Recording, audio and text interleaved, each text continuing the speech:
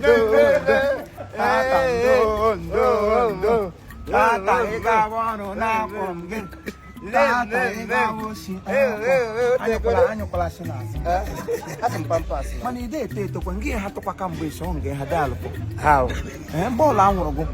From year to year.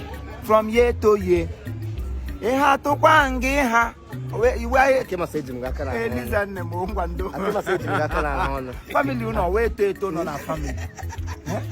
Make when you get back, how much you begin a ham or to be to the Chala. Over again, I'm my guy, Muritofela, again, not to Kwangi. Oh, him, you know, okay, I won't go.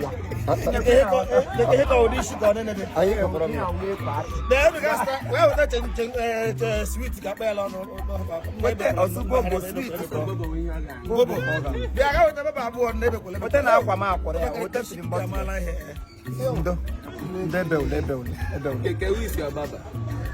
Baba here, I won't do one and do one and I. Even if the matter, this is so unfair. This is so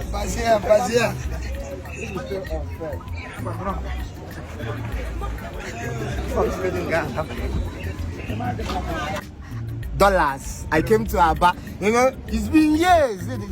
I know. We have not done anything. I know that somehow distance. Okay,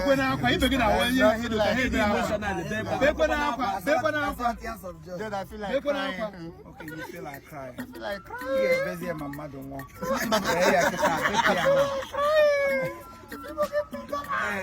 Pokipo is one of the Chiefimo productions person. Just at a distance, I better have to say Imo State, Lagos. So, but you know, from the beginning he has been there, and he has been doing well. I thank God for you. He didn't tell me because he feel maybe what can I do? Because I should come home. I must give me email. Congratulations, you are doing well for yourself. Thank you. So I ran into him. Skibo brought him for his birthday, and it's nothing. It's just that okay, it's nothing. Skibo, thank you for the meat you gave me. You don't know. No one. No, I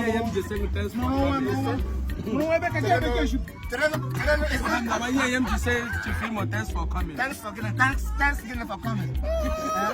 Thanksgiving for coming.